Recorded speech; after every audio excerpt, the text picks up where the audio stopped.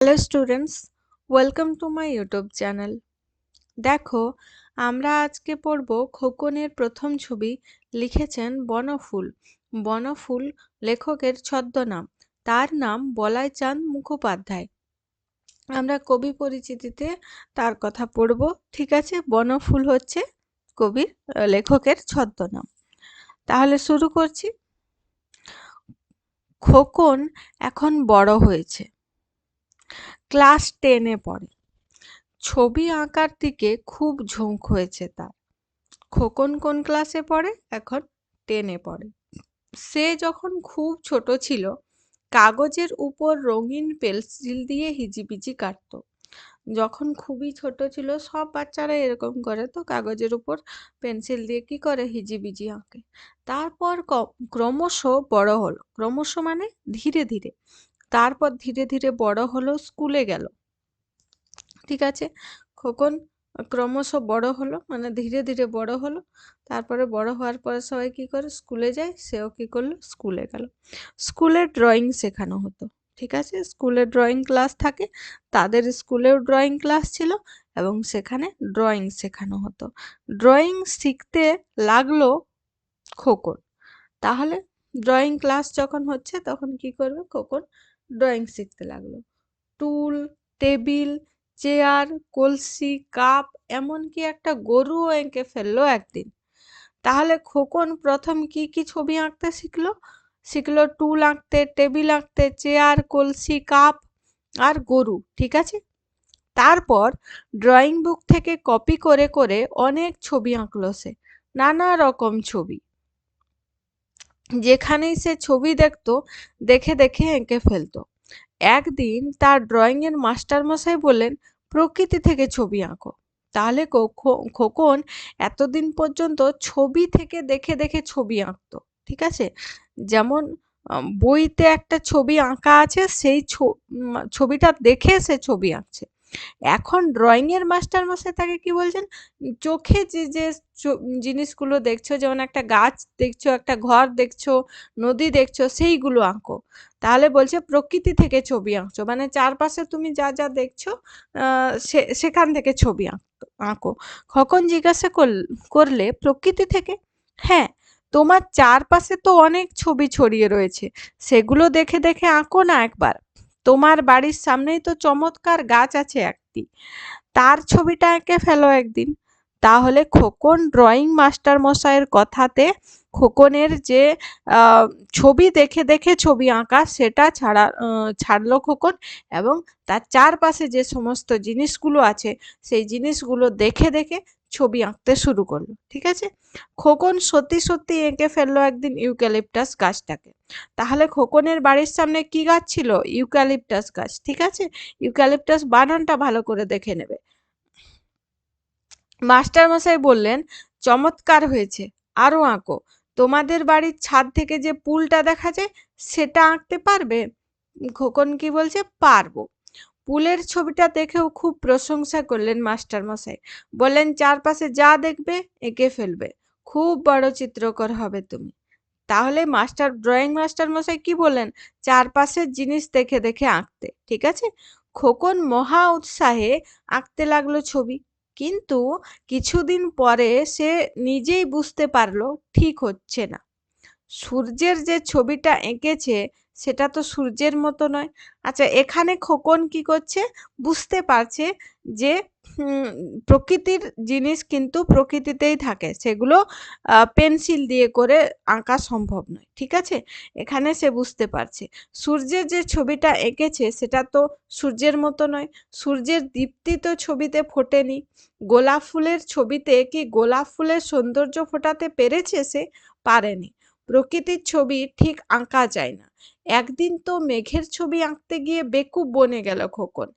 একদিন সে দেখলো আকাশে একটা মেঘ হাতির মতো, ঠিক যেন একটা হাতি পেছনে দুপায়ে ভর করে সুর তুলে আছে।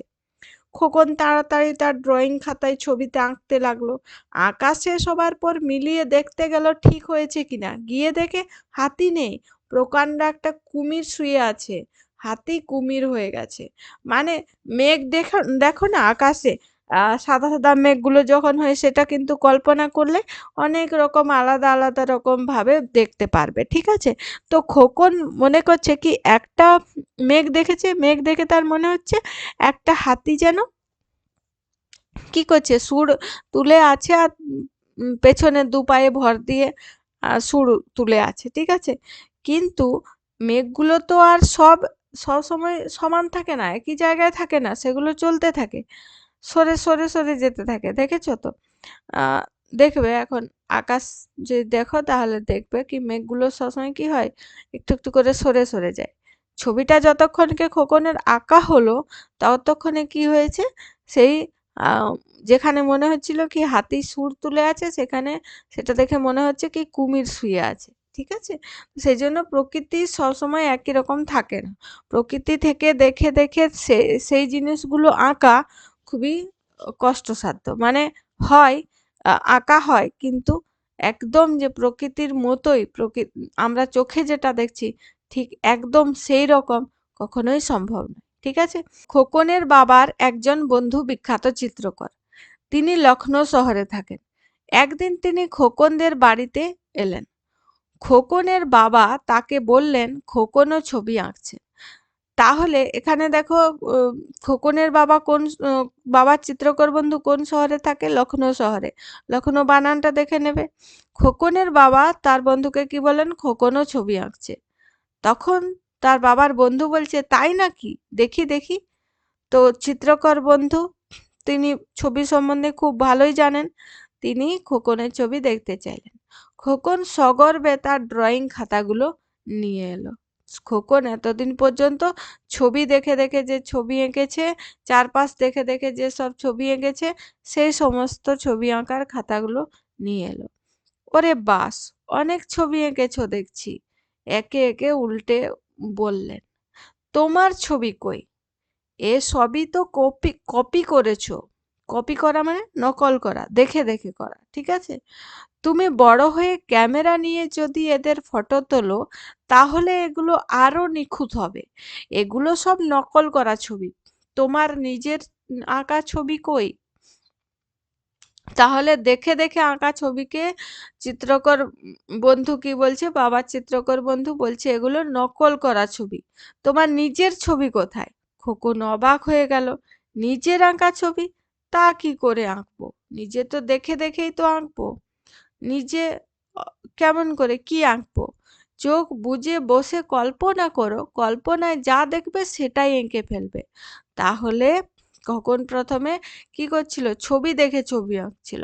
ড্রয়িং মাস্টার মশাই বললেন যে চারপাশের জিনিস দেখে ছবি আঁকো।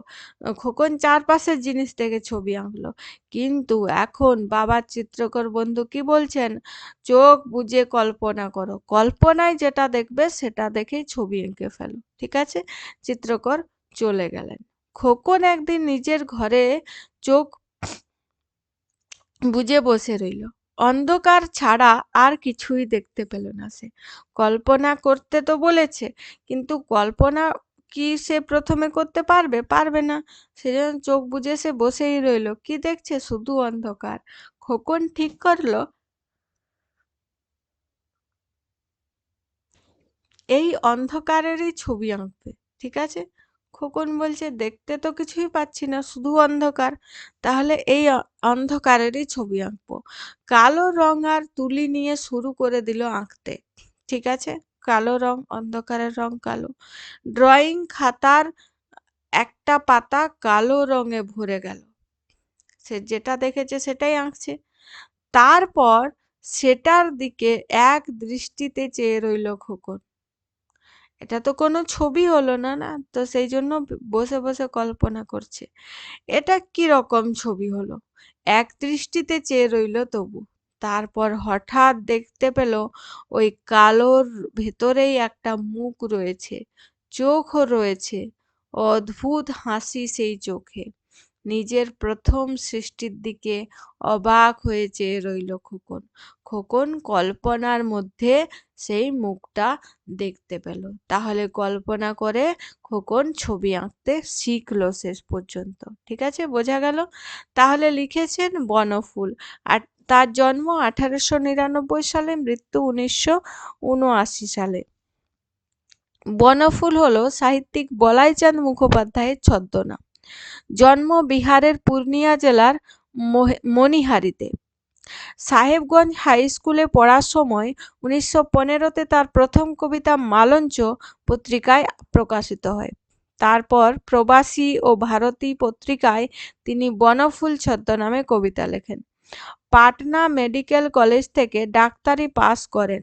তার লেখা প্রথম উপন্যাস তৃণখণ্ড, ডাক্তারি জীবনের প্রথম দিকের রচনা। বাংলা সাহিত্যের ক্ষুদ্রতম ছোট গল্পেরও জনক তিনি।